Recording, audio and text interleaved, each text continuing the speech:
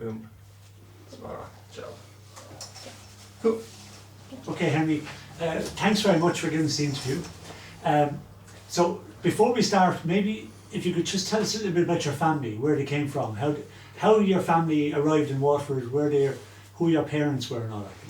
Well, my mother, I think my mother's people came from the Roar in County Kilkenny. And my father, my father was a harbour master on the quay. Johnny Moloney was his name. And my mother's maiden name was Kehoe. The Kehoe was from Lower Yellow Road. 63 Lower Yellow Road they came from. And is that where you were brought up then? No. I was born and reared here in this house where you're sitting there today. Here in Kings Road? In Kings Road, yeah. And then where did you go to school, Henry? I went to school in Mount Sign. Okay. And what years were you in school there, roughly? I left school when I was about 15 and I got a job in Shell and BP for a few years and then I got a job in Waterford Christian. And do you know, like, when you were in school, like, was that normal for people to leave school at that time? Well, you see, my father died when I was 7 years old, and there were 5 of us in the family, so somebody had to go to work. Okay. So you had to bring in the money? I bring in a few shillings to keep the house going. Yeah. And then, when you went to work for Shell BP? I did, yeah. What was that job? I was a helper on a lorry for about a year and a half. Okay. And then one day I was passing in Johnstown. I went into the glass factory and I got a job in there.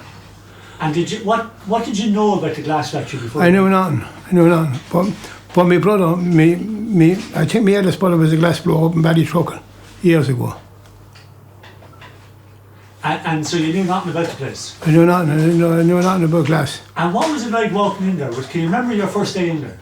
I do, yeah. I remember.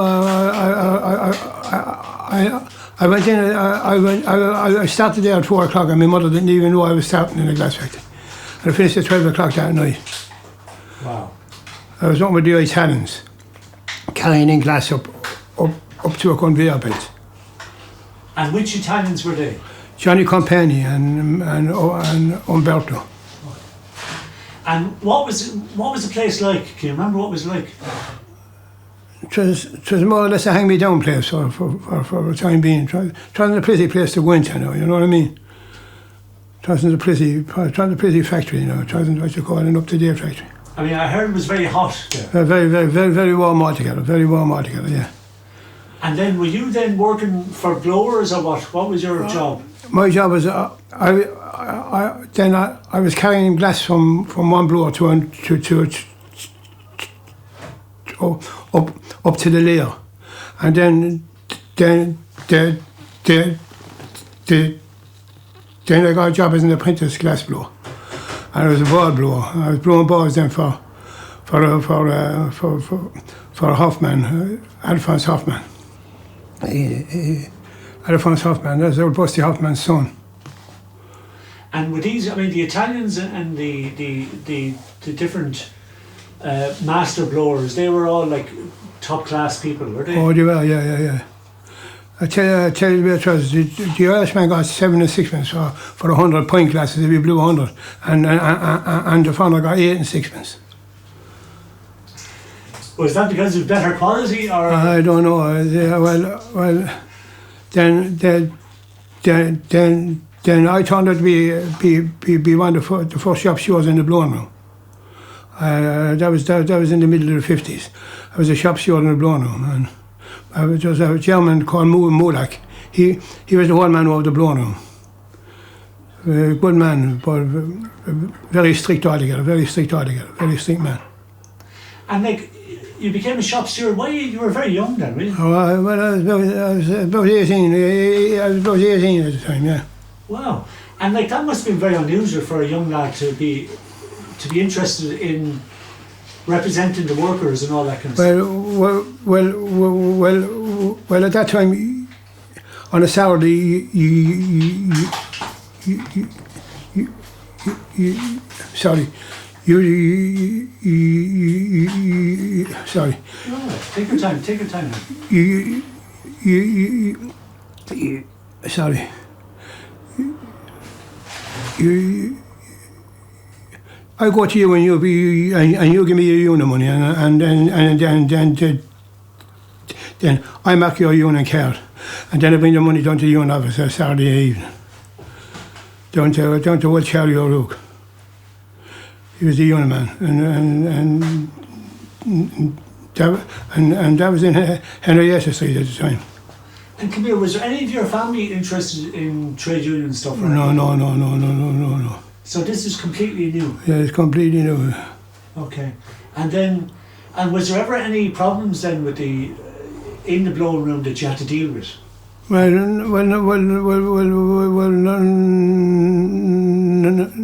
not really. Master Kelly gave me a hand. Master Kelly gave me a hand out, and a fellow named John Donnelly, and then Massey and Donnelly. Then I think they took over the running of it then. Okay. And so then you were an apprentice blower. Yeah, I was an apprentice blower. And this was for soda glasses, was it? Yeah. Because there were no crystal in my time now. Okay. And then there was one crystal pot came along years after.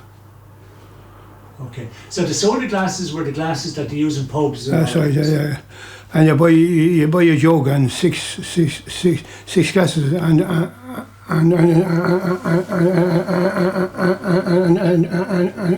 you put a transfer of a hunt on it. The hunt, you remember the hunt you seen years ago? That was a famous one. Okay. That was the kind of like the simple. Simple one, yeah. And then how long were you in Johnstown then for? I went into Johnstown, I say it was around the middle 50s. And I said, then I was the last blower, and myself and Marcus Power were the last two blowers in Johnstown. And then he brought us out to Kilbarry. And that was what, in 70? 70, so I'll be there now, 70. Okay. So sometime in the 70s. Yeah. And so you were there a long time then in Johnstown? I was, yeah. And I believe it was fairly rough conditions as regards... Oh, it was very, very... They used to call, where I was working, they used to call it Stalag 17.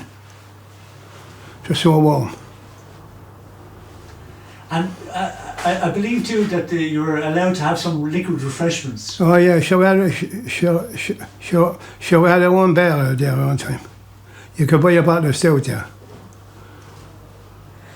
And like people nowadays would like think that was mad, but at the time it was accepted, wasn't it? Oh, it was, but it was very warm down there. It was very, very, very warm altogether. But I mean, I suppose, where did the drink come from? Was it from across the road? Yeah, in Keneally's. Keneally's was supplying the drink from. And then you could get a drink on the book, and then you pay on Friday when you get paid. You pay the bearman. Danny Waters was the bearman. And and was it? Someone said to me too, the people used to give salt tablets and stuff. Oh yeah. I was there the big year of the heat wave in Ireland. I was in it, and the Germans gave salt tablets, so about that size. I often took out my pants and I came home and to stand up with the salt to be in the weekends of it. Just from sweating. Yeah. And so you saw the glass factory developing then from a very early. From a very, very, very, very, very, very, very early stage, I saw it developing in a big way. And just to go back, first of all, you know the relationship between the workers and the foreign workers, you know, the master blowers and the cutters and all that. What was that relationship like? Some of the farmers were very good to the workers, but they were more kept to themselves, you know what I mean? But would that be because they didn't have the English, or was it? I don't know. I couldn't tell you that one, because the one simple reason why is I served my time with two farmers, and then the last year I served my time with a friend named Nicky Brennan, Lord Merson. One of the best blowers was in the glass factory, Nicky Brennan at the time. He lived in Polebury. And was it fairly? I mean, was there? Because you know you're dealing with very dangerous material in the sense that. Oh yeah. It was very easy to get burned. It was very easy, yeah. I mean, would there be many accidents, or were people just They would, yeah. If you didn't get a bone, you wouldn't be in the glass factory. You wouldn't be up in the blown. You're bound to get a bone. An iron would fall off, or a gather would fall off of an iron, this and that.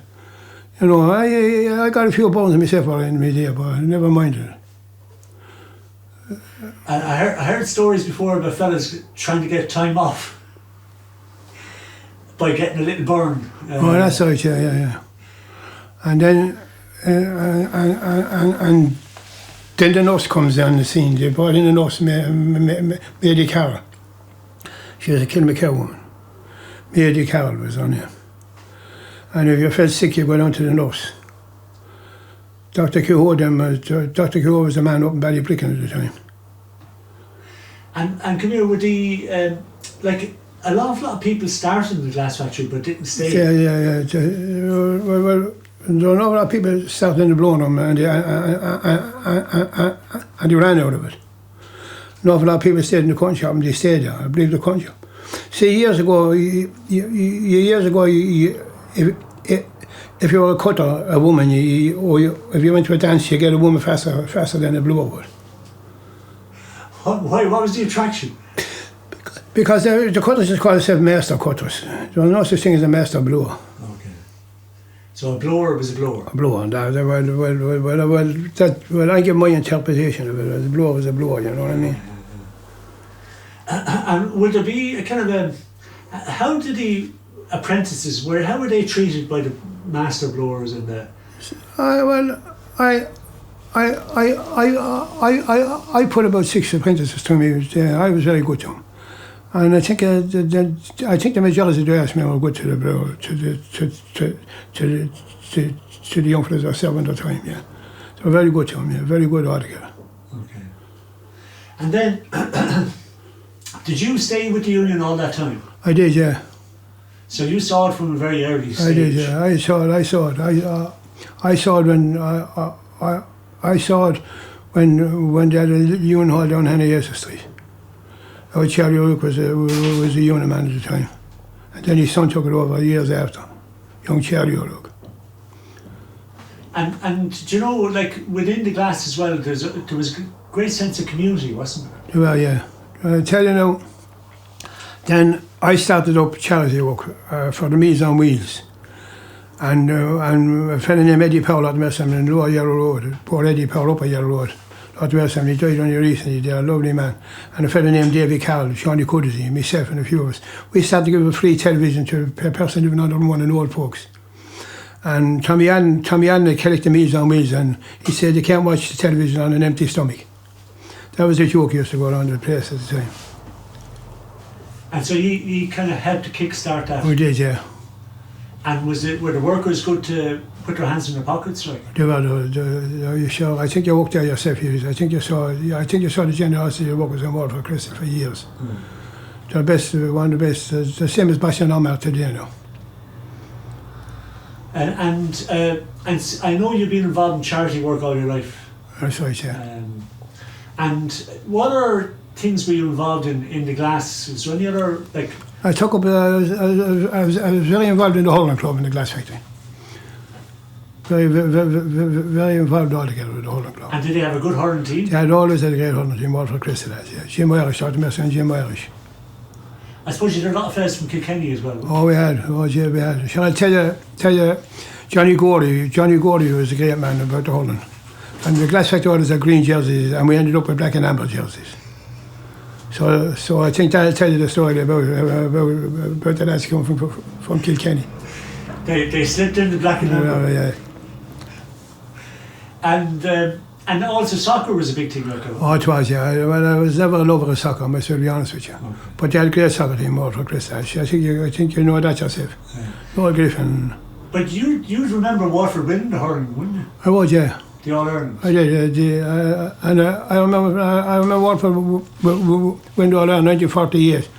And I remember the glass factory being Clover Meets in the All-Ireland over in the new ground that Clover Meets opened up that year. John Collins was the chair. John Collins was the managing director of Clover Meets at the time, I think it was. And Henry, did you play hurling yourself? I did, yeah. I played with every place in St. Brendan, and I gave a good few years with Aaron Zone, I did. Okay. What position did you play? I played full forward for Aaron Zone. Oh, would you get a few scores? I did, and I gave a few pokes too, and I took a few pokes too. And so, when you moved then from Johnstown out to Kilbarry, yeah, it was all crystal. It was all crystal then. Okay, what was that like? I thought it was. Well, the way it was me, I thought somebody was at the opening the gates of heaven to let me in. Oh, fantastic! A fan blowing into your face, lovely, fresh air. Yes, it was great. Like it was like heaven in comparison to Johnstown. Yeah. And I worked with then I worked all my lifetime with a fellow named Mikey Condon, lots of on him. Mikey is dead now, and I used to blow the jugs and Mikey put the hands on them. I blew the tankers and Mikey put the hands on the tankers. And then if Mikey was out sick, I'd have to blow light heavies or tumblers, you know. But it was no easy job in the 50s in the glass factory. Okay. And the money was cat erosions was in them days. Money was, what stage did the money get good? Well, I say around the 70s, around the late 60s, money started coming into the fold. Mm. But Mr. Griffin, the manager, he was a lovely man. And did I ever tell you, we had a doctor for glass, Dr. Winkleman. Did you ever hear him? Dr. Winkleman, he was a doctor for glass. And I was a shop steward, and the lads said to me one day, look, for the wages again, you won't keep you in shoe leather. And if you had leather shoes, the glass would tear the leather out of the shoes. So I had a meeting with the doctor. I'd been the shop steward, and I threw a pair of shoes up on the table. And he said, Henry, do you think they're bad? You want to see the two holes in his shoes? And he was a doctor for glass. So it wasn't always good? It wasn't, no. So you had to fight for your raises? Oh, yeah. Well, Mr. Griffin always said to me, a man that don't fight for his right in this world is not a man. And I always remember that come from the managing director. So he said this? Mr. Griffin said that to me one day. Out of Melson. Man that don't fight for his right is not a man, he said. And you did fight for your rights? I did, yeah. Okay. And it was a hard battle. Because you had so many people working in the factory. Some people thought that the union would be wrong and they were right, you know, this sort of thing. But it was a different ball game then in my time. You done the union time in your own time, not in the factory's time. Yeah. So you did it after work? Yeah. And before work. Okay. And then, I mean, obviously, when I was growing up, which is obviously much later, people in Waterford would see the glass factory as being a really good job. Very good job. Very good money, very good conditions, all that kind of stuff. Yeah. But that was all later on, the 70s. The 60s, the late 60s and the 70s, yeah. And there was a lot of resentment in Waterford, wasn't there? Oh, they were, boy. They were. They blame Waterford Glass for the way prices went up in shops in Waterford. And even to the garages. Motor cars, that's all it is.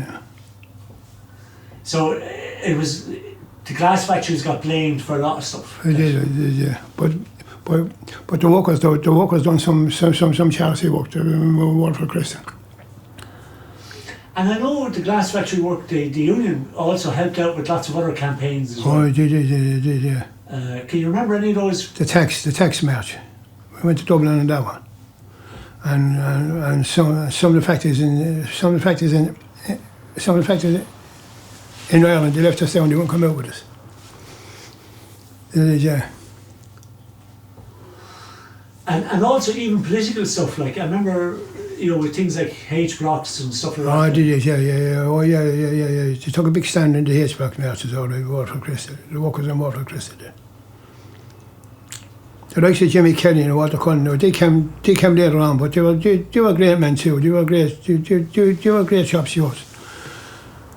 John Donnelly from Tramore, he was a great shop steward in the Blono. Massey Murrashaw Caddick, a good shop steward in my time. Shawnee Cursey, another good one. And the best, and some of the nicest blokes you could work with was a fellow named Davy Carroll, and Big Eddie Powell. Eddie Powell died only the last year. He did. A lovely man, Eddie Powell, living in the bungalows, the Yellow Road. Lovely man altogether, Eddie Powell was. And then obviously things turned badly at some stage for the glass. I thought myself that 17 weeks strike kill Waterford Christian. I thought that was the death of Waterford Christian. And the gravy time wasn't going to last, and people should have seen that, but an awful lot of people just couldn't see beyond their own nose. And I was told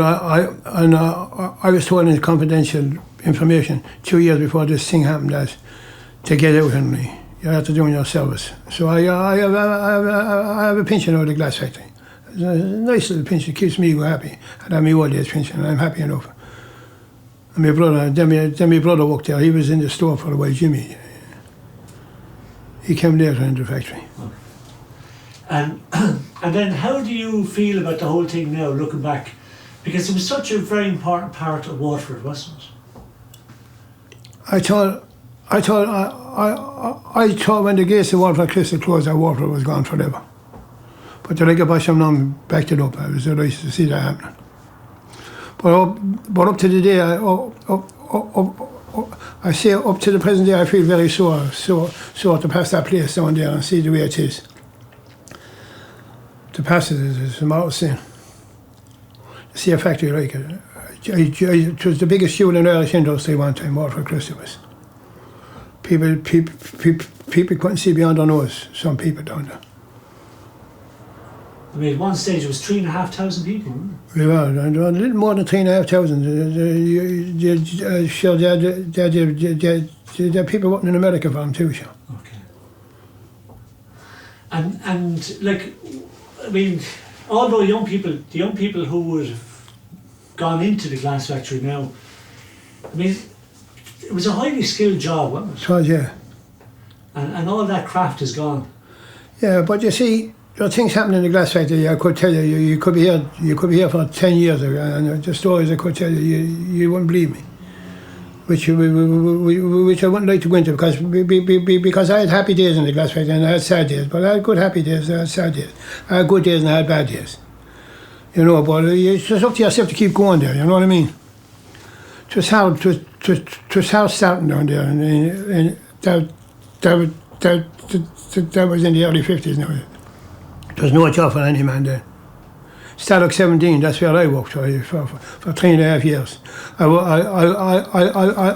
worked between two pots and a pot at me back all day and all night, and it'd be on night shifts. That was tough going. And then I taught the management. I taught the management they weren't strong enough. And you know what I mean? In some ways they were strong enough. In other ways they weren't. And Henry, do you know the way there was a famous thing where the blowers were famous for singing? Oh yeah.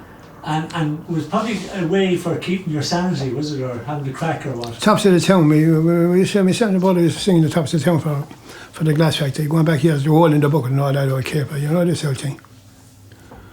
Yeah, we had Michael Road, the Boys Ashore. All them old songs. It's okay. You get going down there at 12 o'clock shift sometimes, at 10 o'clock in the night, and you get a right sing song going. Then the time flies along, you know what I mean? And would you usually start off the songs? Oh, since everyone gets home to start off with a no sing song. I'd say you couldn't be a no sing song down there. And would everybody have their own songs? Oh, no. They're all different. Okay. And what song would you give us a song? Oh, would I give you a song now? Yeah. Gee, you must be joking me. Go on for the laugh. Just just from a point of view of In the Glass, what kind of songs would they sing? Michael rowed the boat ashore, hallelujah. Michael rowed the boat ashore, hallelujah. Songs like that, you know, keep going all day. And everybody would join in. The whole place to join in, yeah. That's brilliant. And I suppose any of the songs that were in the charts at the time and all that kind of stuff. Yeah. The One Fair County in Ireland, that was another song you used to, that was a very famous song. The One Fair County in Ireland, with memories so glory and grand, where nature's average its bounties is the author of Erin's green land. I love its cathedrals and cities, unfounded by Patrick so true, and there in the hearts of a bosom lies the ashes of Brian Boru. All them, they used to sing all these years ago down there. And there'd be good, I said there'd be some good strong singers. Oh yeah, she'll look at the tops of the town, she'll walk a glass on the All-Ireland there one year on the tops of the town. Dermot Graham was the whole man then. Did you remember Dermot Graham? I remember Dermot Welsh. I mean, Dermot was on WLR2, wasn't he? He was, yeah. And then Dermot started a new band down there, which didn't go too far, did it? The band, remember the new band he started up? Yeah. He's very talented. Very talented young man, very, very nice. And like the Tops of Town, when it started off first, was very, it was very ordinary. I mean, it was, yeah. There's never any money involved. No, it was a great crack then. I was at all the Tops of Town shows. Or would you usually, would you do a bit of comedy or singing or what? I know a song now and then, you know what I mean? Johnny Miller, myself and a few of us. We used to have a right crack at the Tops of the Town. Yeah, because I remember the Tops of Town was very kind of like, I mean, the Port and Docks had a team. Yeah. There was all sorts of group, the paper mills. They all had That's easy above there, that's the factory up there, that's right. They all had teams in it, but then later on they got very professional. I tell you, that's what killed it, I got too professional. But it was a good crack initially. I enjoyed it when I was down there. The Ballahasseys. The Ballahasseys, that's right. Do you work with the foundry? Yeah. They're very good. And Dr. Winkleman played the baby grand piano he played. All right. For the Glass? For the Glass, yeah. All right. Oh, was he a good piano player? Yeah, he was one of the best in the country at the time. Doctor for Glass, he got drowned. He had his own boat, he got drowned somewhere off the sea. I don't know where he was at the time. Cool. And was that when he was in the glass factory? Yeah. Cool. And so, I mean, looking back now, I mean, what would you like to, let people know about your whole experience? Because I mean, it's hard for the present generation to even realise how big the glass factory was. So when you look back on it now, what do you feel? I feel sorry for him. I feel a bit sorry when any time I pass up the Cork Road to see an industry like Water Crystal, one of the best industries in the world at the time. It's an Irish industry, and to buy a piece of Water Crystal was something then in the 60s and the 70s, wasn't it? I think you know that yourself. Yeah. People flocked from all over the world to come into Water to see Water Crystal. And you wouldn't obviously think that the present setup is representative of what was there before. No. It couldn't touch what was there before. Yeah. Especially with families there. Just take G&F Goodbodies. You try to have it. Look at the families here in Water. Willie Watts, Water Crystal, Paper Mills, Denny's, Clover Mills, they're all gone. It's just sad to see it, but the thing is, I think you have to move along with the times too, don't you? You can't go back to it. You have to keep going forward every day. Yeah.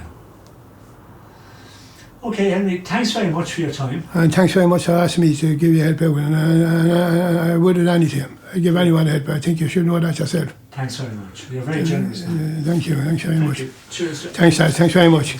Thanks, so.